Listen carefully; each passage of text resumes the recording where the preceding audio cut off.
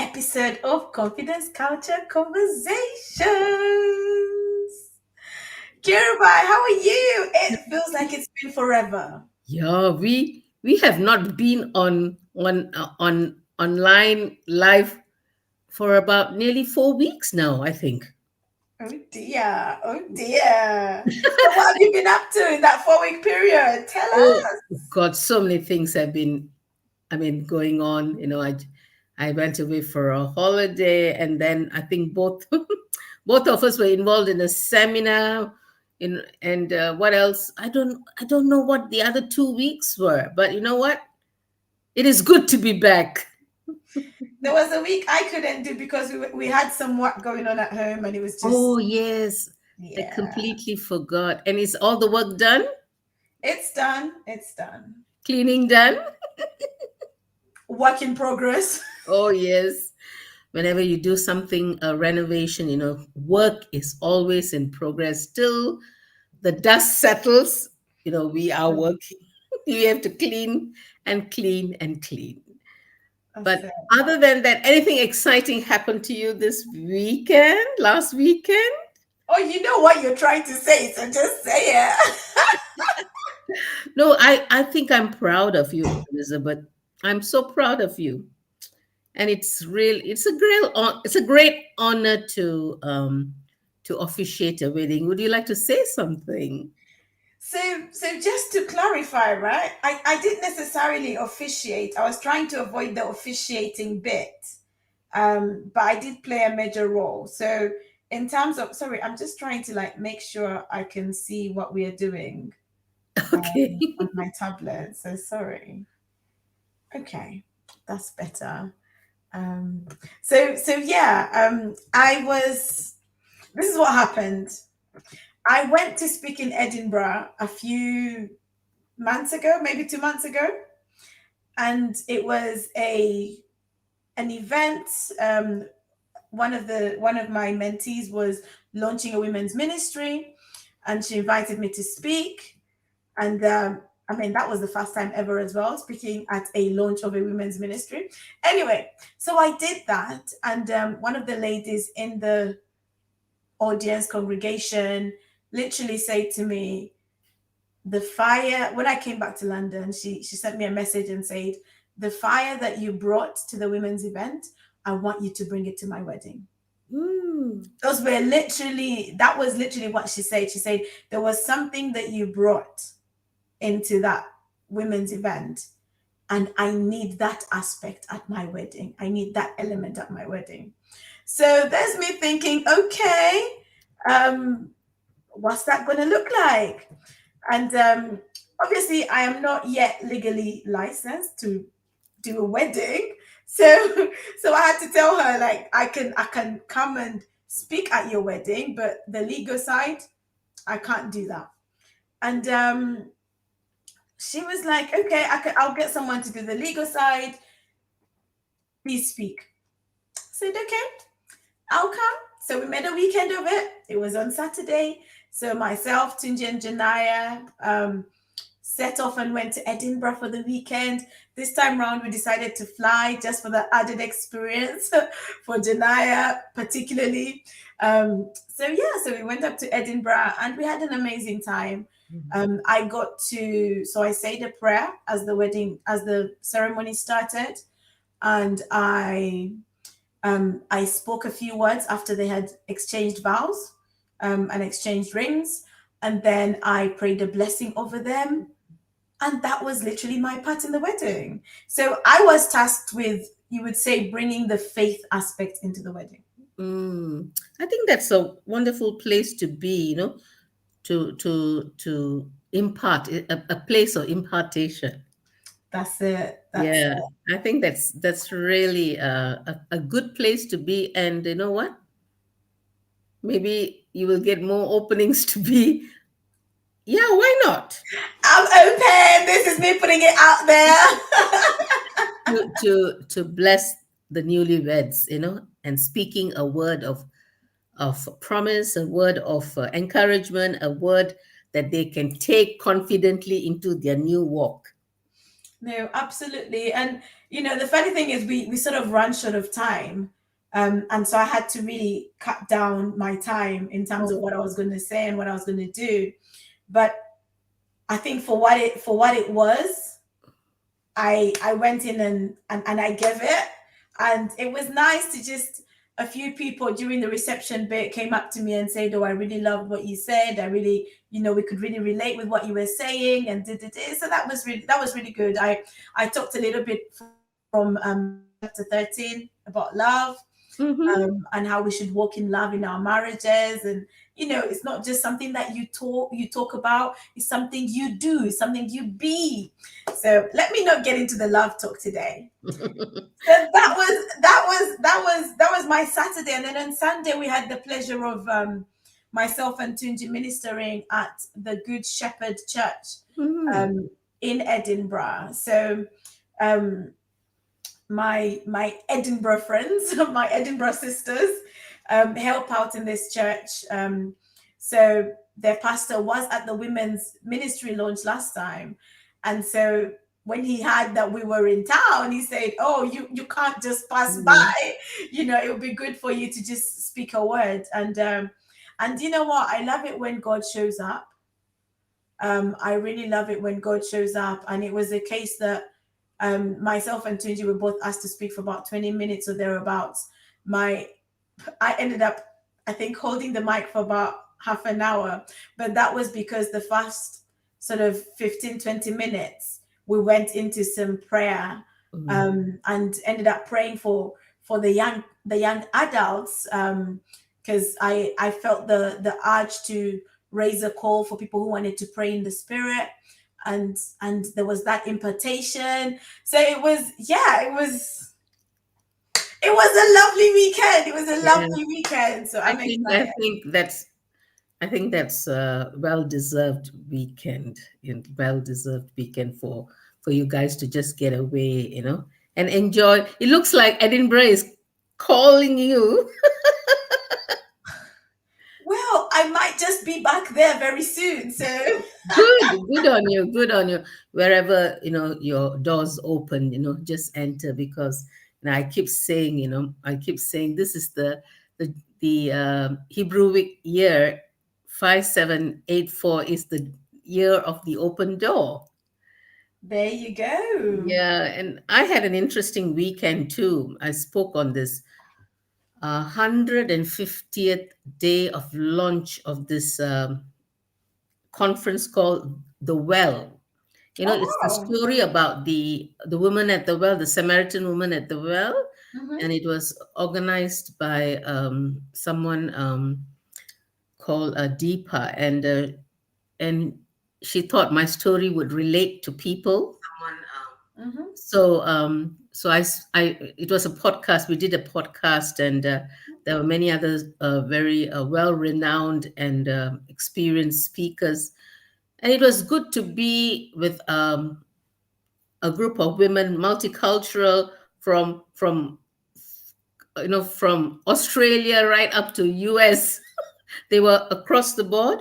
So it was nice. It was lovely to listen to their perspective of the women at the well, and Awesome. yeah, it was good. It was good. It was good. Of course, we are today back here once again to our speak about how to build confidence, and we also did. We've been doing a lot of things. We had the we had the get together. We didn't talk about the get together. The Our King, kingdompreneurs get together, true, which was yeah, we didn't. lovely. Yeah, it was lovely. It was lovely weather, and we had a great time. Lots of nice food. We had our fill, and good connection and friendship. And also, we've been doing lots of what's that, presentation online. Yeah, So we've been to India, Nigeria. Nigeria. Let's see where we can go next.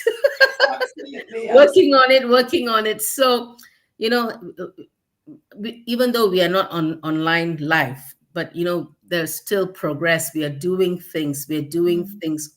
You're doing individually, and I'm also doing individually and collectively. So we are moving on to today's topic. Yeah. Yeah, which is defining moments defines your confidence. So this topic I kind of derived from one of John Maxwell's books. It's called Leadership Gold, and he talks about why do we what defines confidence in the things that we do, the things that we don't do, and the things that we do, and how it reflects upon us. So I thought it was a very interesting um, I think it's a very interesting discussion that we can have, because most of the time sometimes our moments can be not so nice, Elizabeth. We don't all the time have fantastic moments. Mm-hmm.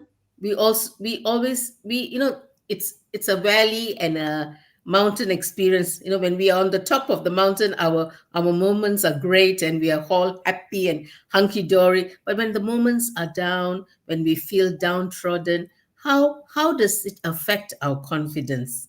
Mm. So it says in every age it comes a time when a person must come forward to meet the need of the hour. Ooh. And he writes it so well. John C. Maxwell writes it so well in Leadership Gold, and he speaks about our late Prime Minister Sir Winston Churchill. And he is a character on his own. Winston Churchill Mhm. is, you read his biography, and he had to make such crucial decisions for England.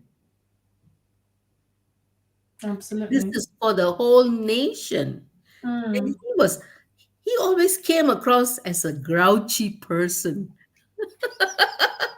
And but he came through. His character, his leadership qualities just shone in that difficult moment, because if in those difficult moments is either you rise up to your calling or you can crumble down.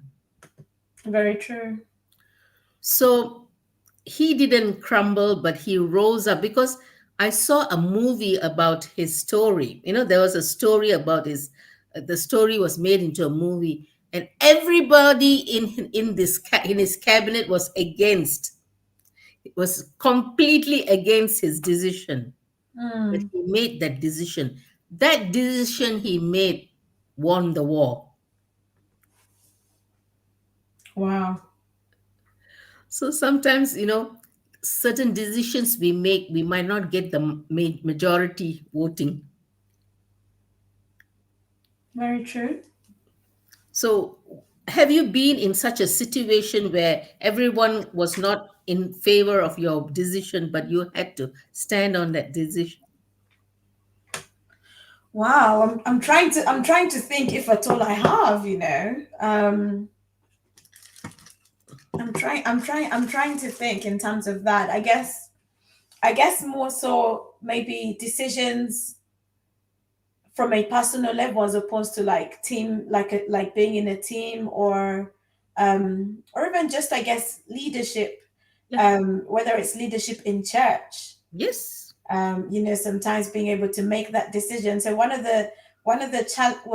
is it a challenge? One of the things that has always stood out about me was, from a young age I would get involved in church leadership.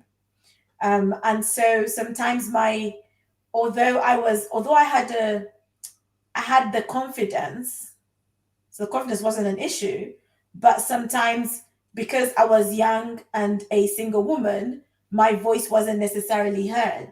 Oh. So sometimes just being able to stand on that decision and be secure in your decision. Mm. Because there are times you can make a decision, and because of the things that people are saying, you start to doubt your decision. But actually making a decision and saying, this is where I stand, and standing to that decision, um, is key for me. It's important to be able to do that. And I think the idea of being confident enough to make the decision, even in that defining moment, or even in a trying moment, because sometimes we go through things, and when you're going through things, it's not always the best time to make certain decisions. Mhm. But sometimes decisions need to be made, decisions must be made. Yeah. So you can't always run away from it. You have to sit down and say, okay, a decision needs to be made. So what's the decision going to be? Bearing in mind all the different variables around. So for me, I think it's been sort of decisions that were made during such seasons where I was, a younger person in leadership, and I'm sort of running with what's been asked of me. But then no one else seems to be aligning with it, and yet it's what's being demanded. So yeah, and being wanting to sort of put your foot down on something, but knowing that there's some people that are not going to take it anyway. Mhm. I think has been one of the challenges I have faced in my leadership journey. So, would you think that age age could have been a factor that was affecting your decision? They didn't take value. People didn't make take the value of your decision because of your age. That's it. Mm-hmm, mm-hmm, That's it. So it's and I guess also sometimes people are in different seasons, so maybe they don't see the value in your decision because you're not where they are. mm-hmm, mm-hmm, We're in different places, mm-hmm. So yeah, it's an interesting one. But I love what you were saying with the book Leadership Gold, because as leaders, even during times of crisis, we can't hide. Mm-hmm. As a leader, you're not allowed to hide during a time of crisis. Somehow you have to gather the wisdom to still lead Mm-hmm. in changing moments, in Mm-hmm. times of crisis. And I think it's being honest with yourself as well, and being honest with the people that you're leading, to say, look, we have not gone this way before. I have not gone this way before. So let's do this together. Trust the leadership right now, and let's go this way. So sometimes those situations can present a challenge for the leader because people are looking to you. Mm-hmm. So you have to have the confidence in yourself and in your decision, regardless of whether it seems right or doesn't seem right. Yeah, because it says that critical moments defines you as a person, and what more in a leadership role that you play in the office, in your work environment, in your home, in the Mhm. church, in the community, in a marriage, in a marriage, because we are women, and then uh, the husband is the head of the family. Sometimes the husband can make the wrong move. So how are we? It's a because I think it's a very critical place to be, Mm, very critical place. But one wise woman, she's gone to be with the Lord. She told me one thing once before I got married. She says, in a marriage, I don't know why we are going this direction, but in a marriage, husband and wife, sometimes the wife knows deep down inside that the decision her husband is making is mm, completely wrong. But she can tell him once, she can tell him twice, and then she backs up. And and this wise lady told me, the decision you make in God's the husband makes in God's eyes, since you are a wife, a woman of prayer, and a woman who's submitting, God can turn the decision for the good of the family. mm, So so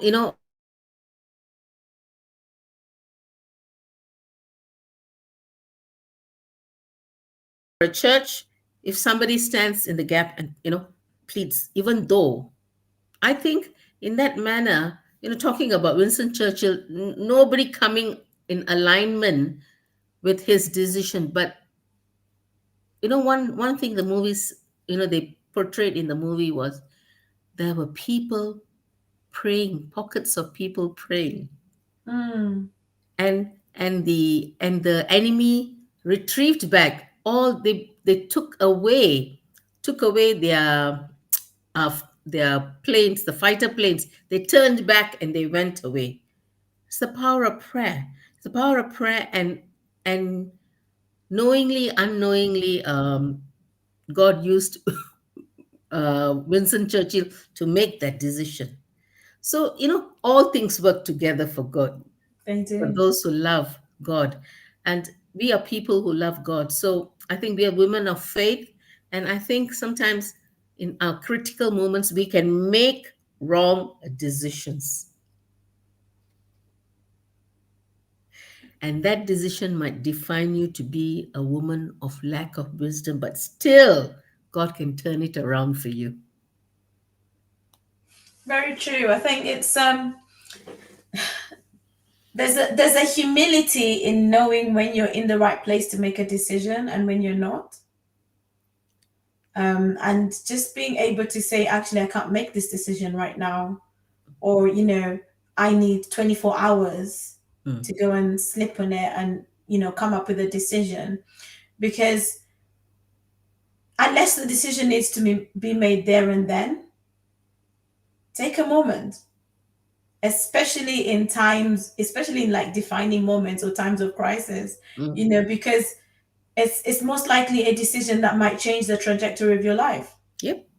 And it's interesting because different situations affect us differently.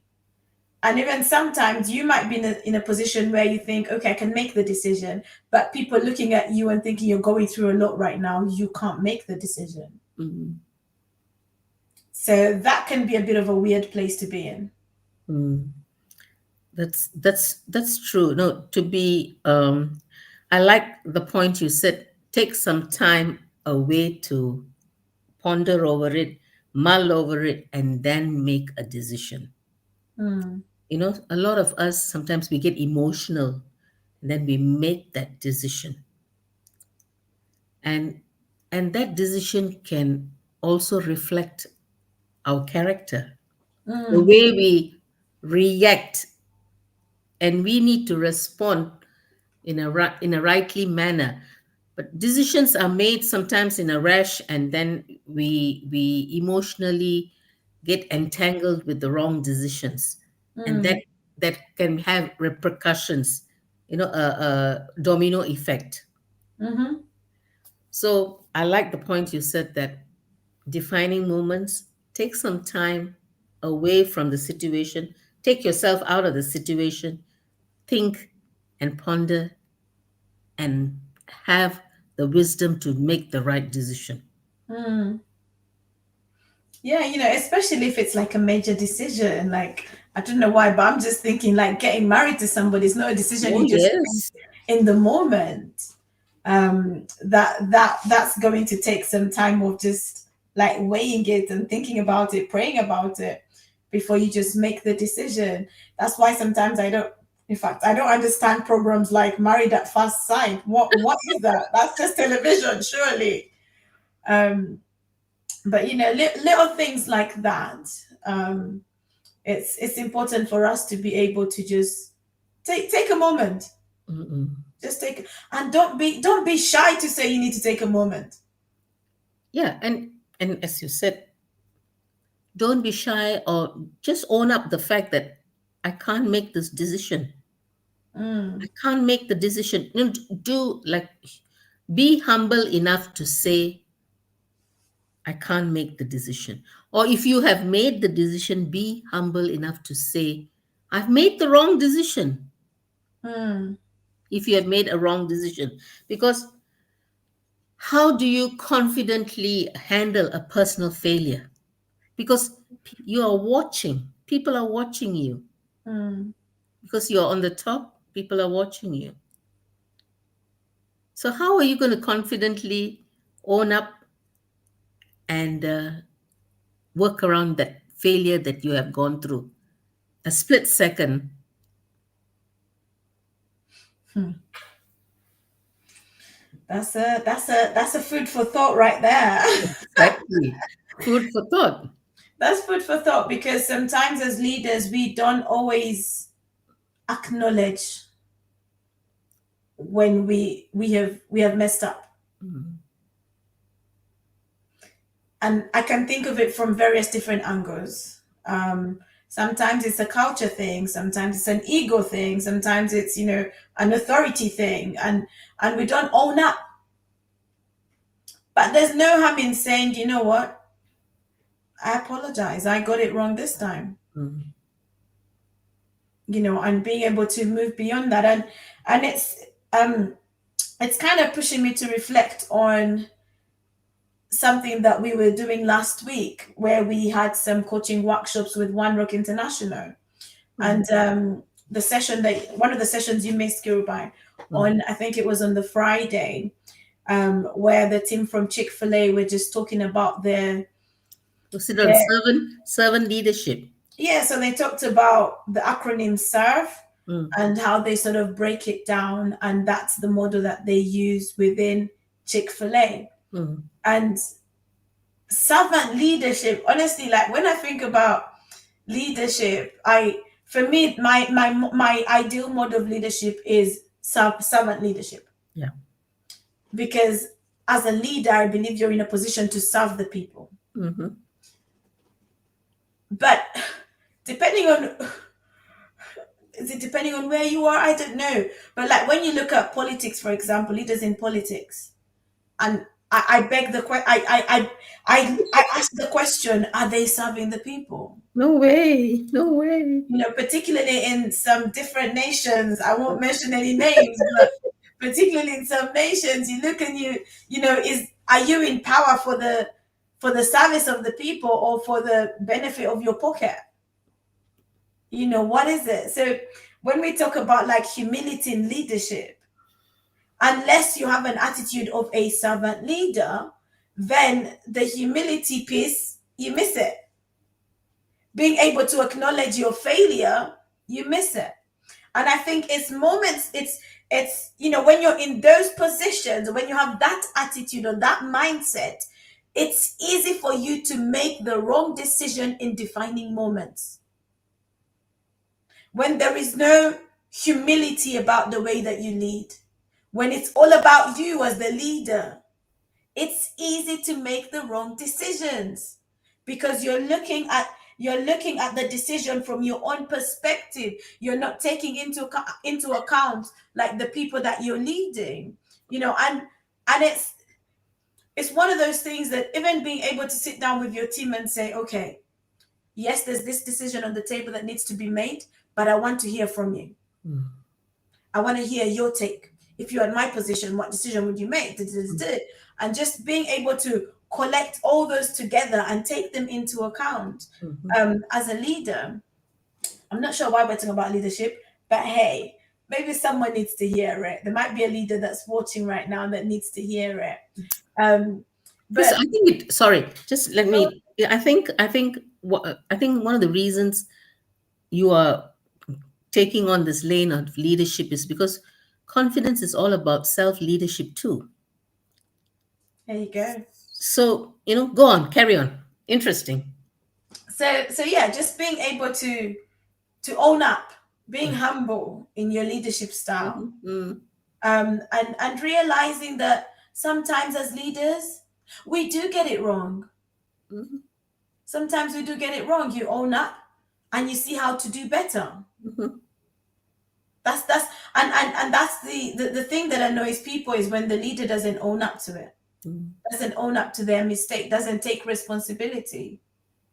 But you have to be in a position where you can take responsibility of the decision that you made. And sometimes it's the blame game. We're trying to blame. One of the operators from Chick-fil-A, Jim, he said he will not allow his leaders to blame anybody. Like you cannot, I cannot ask you a question and you say, it wasn't me, it was so and so. Like he was like, no. It's all about the team. He's like, if you're going to blame somebody, you own it. You take responsibility of it. Don't go and start pointing fingers to blame somebody. I mean, that's a good point, because we as human beings love to pass the buck around. And in a team, in a team, it's so important to be able to work together and to serve one another. Then, then the team comes to a place of recognition, a Mhm. place of harmony. That's it. Yeah. So owning your space in a team is very, very important, because you have a good place to play. I mean, you have a good position as a leader, because each Mm. of you leading yourself, but together you're leading and building a team.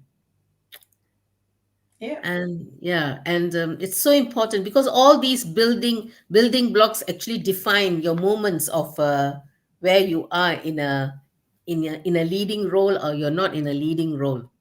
Mm. You mentioned earlier on about self leadership, and sometimes we all forget that we have to lead ourselves first. Mhm, Sometimes you ask, are you a leader? And everyone's like, no, I'm not a leader. But yes, you're leading yourself. So you're some sort of leader. mhm. You're in a leadership capacity, yes, in your own office, your office being your life, but you're leading in that sense. And being able to confidently lead. One thing that you don't want in a leader is indecisiveness. An indecisive leader is not good. It's not a good character for a leader, because 1 minute you're here, 1 minute you're there. Oh but no, no, no, no, no, no, no, no. I don't want to mention, but I have to mention, because I've been listening to a lot of I've been listening and going into a lot of videos on the current leadership in the United States of America. I'll wait there. And the the the the repercussions that he gets, it's unbelievable, because the videos show very openly his incompetence. Oh dear. And it's sad. And this is across the board, because nations, some of them are just placed there because they have paid big bucks to be in position. Mm, So, but deep down inside, they don't have the caliber mm, to lead themselves properly and to lead others.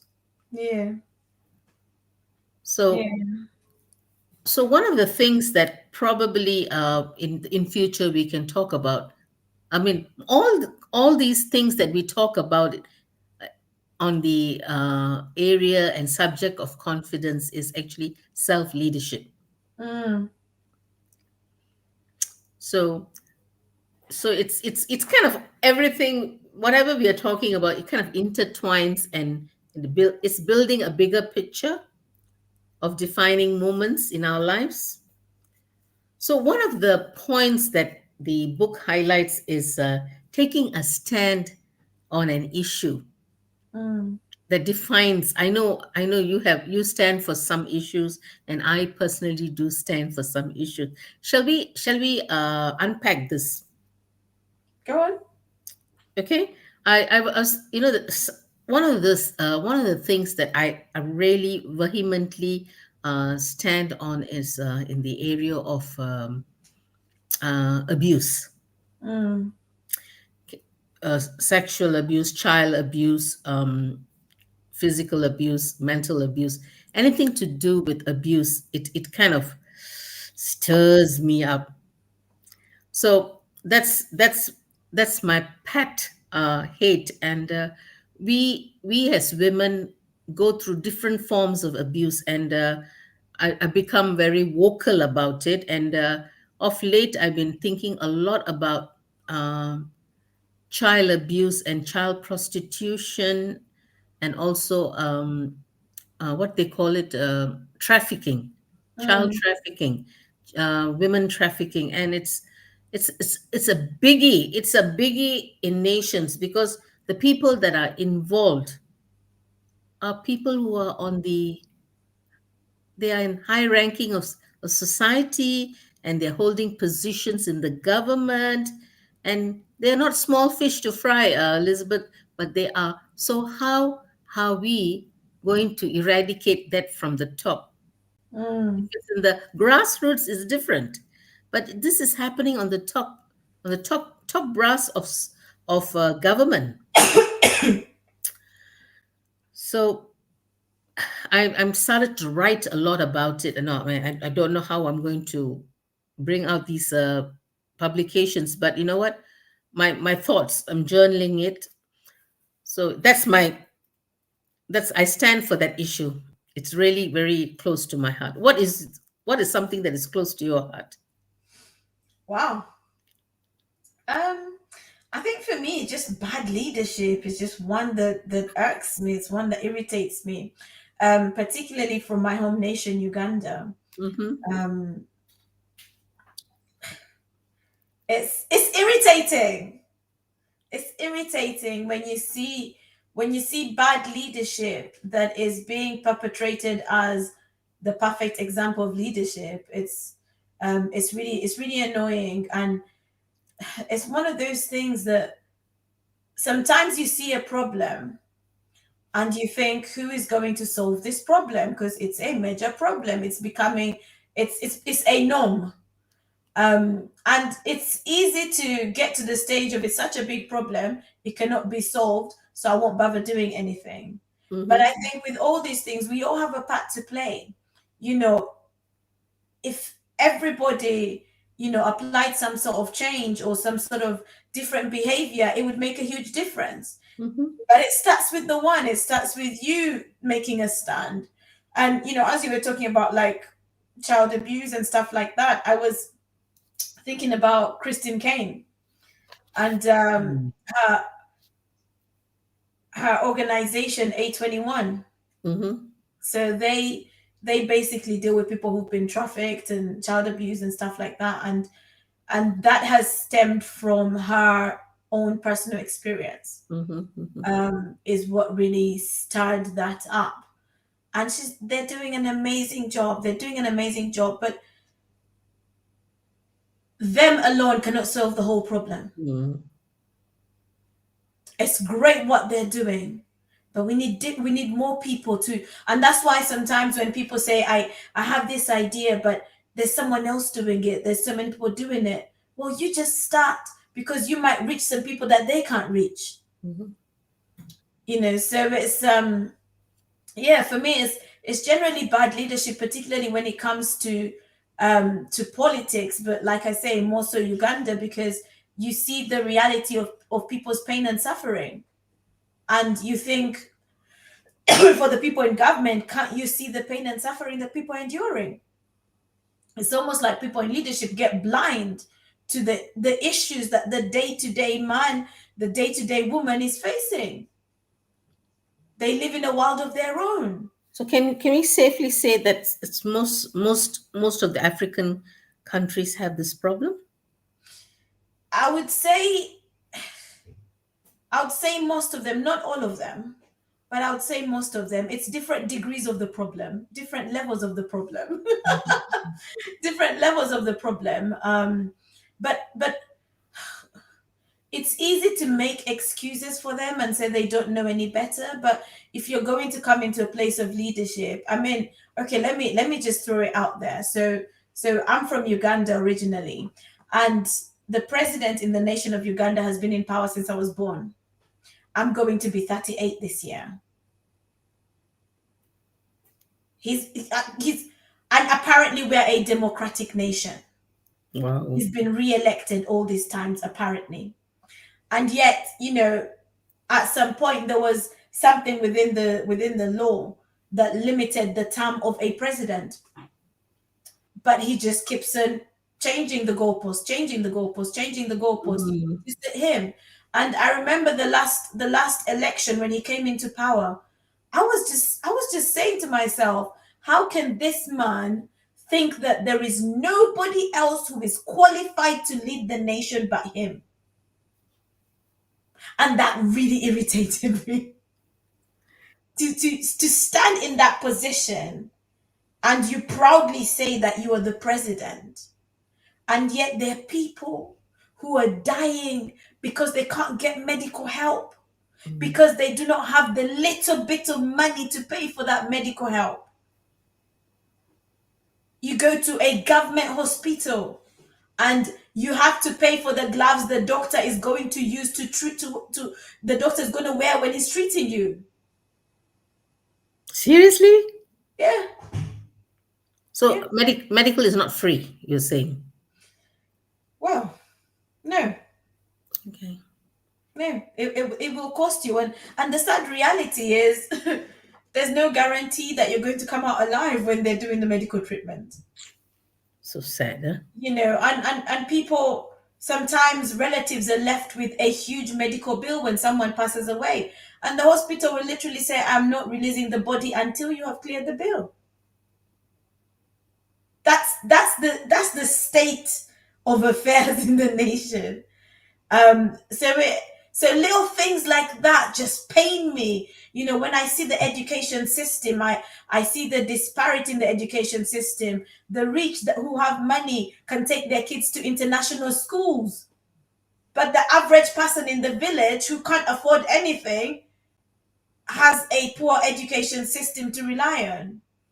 So it's, yeah, you've got me started. I can be here all night talking about But this. Elizabeth, can you imagine the extent of that cruelty and the negative power this guy has got over the nation that is defining him to be the beast for 38 years? Mm. So he is like walking in the footsteps of Idi Amin. Well, slightly different, but yeah. So nation is it's become a socialist nation because Mm. there's one veto power and the rest. So there are people dancing to his tune. Probably it's because of money. Yeah. But you know what? Judgment comes and it comes in waves. It better come quick. Gotta come quick. But wicked leaders, they kind of they're defining themselves and they're displaying their negative character and nature, and yet there is a, a throng of people following this negative uh, self leadership uh, Mm. self leadership leader who is leading a country. So Okay. what does it say about the people? Sometimes the people don't know any better. Do you say that? Some of them, and if that's all they've ever known, some people are scared for what, are Scared for scared their of change. lives. Yeah, scared of change, scared of their lives, because you might be sleeping on your bed and the next morning your husband might be disappeared or your children might be disappeared because there's a lot of foul play. Yeah. So that's why people need to rise up confidently, and I pray that God will raise up a confident leader who will be able to stand against tyranny. I mean, they're there. So it's time to rise up. And not Uganda, even in Asia, the nations Mm. where there are a lot of educated people, but if they're people who have money, they leave. They Mm. leave, they go to other nations to get economic benefits. But you know what? Those who are left behind are suffering. Yeah. Yeah, yeah. So these are things that really defines a person and the nation where they come from, which is Mm. sad. Mm. But on a lighter note, I know this can be a very sad state because I come from Malaysia, you come from Uganda. These are considered third world countries, but there's no democracy. So, Mm. but defining moments make us a better person, actually. Better experiences, and how we respond to these negative experiences is what defines our confidence. Mm. So one of the books John Maxwell writes is Failing Forward. I love the book. I love the book, and every time you fall back, you can rise up to the intent and purposes and the destiny that you have. Because every 3 steps you might fall, you can rise up 5 steps up. Mm, And business, in terms of business, you talk about it, there is always this, there are days that you do well, there are days you don't do well, but it's scaling forward, scaling up to attain the goal that is set before you. And that needs a positive mind, very true. Very true. and that needs a positive outlook, that needs a heart that is resilient. So so it is all there. It just needs to unpack and come out. Mm, So for those who are listening to this live show today, don't give up. there you go. Yeah, don't give up at all. Like the program that you do, Show Up and Shine. It's time to show up and shine, and possess the things that are for you, assigned for each one of us. We need to possess it, because all these little defining moments define who we are and Mm, what we are made of.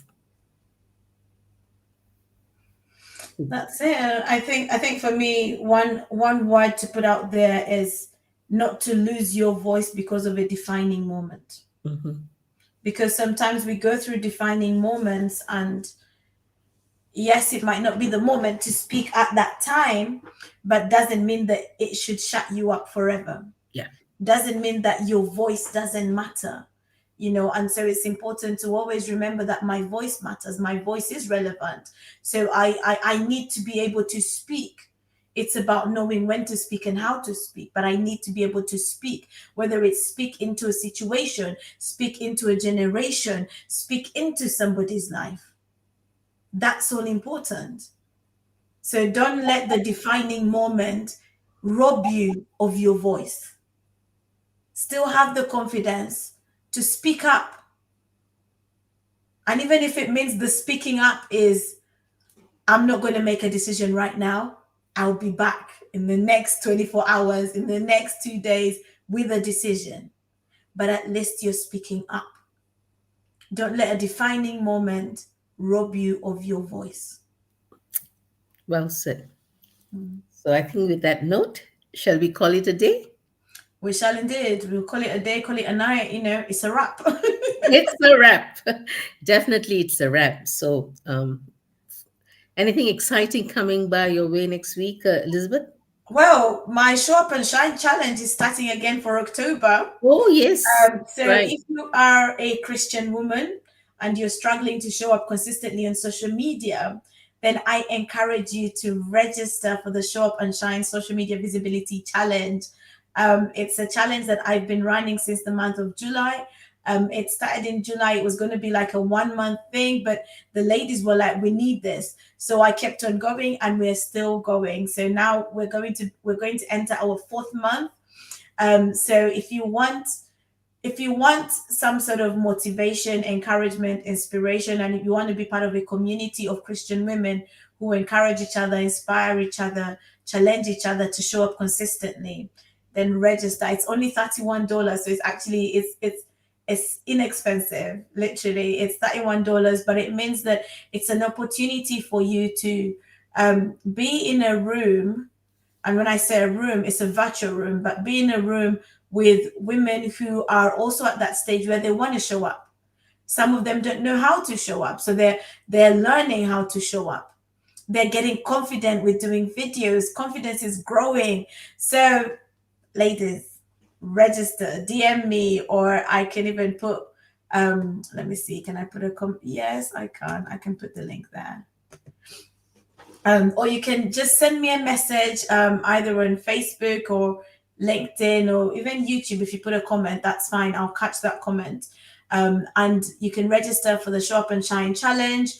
And yeah, it's going to be October is going to be good. It's going to be good. Yeah, So it's end of the month already. We are into October.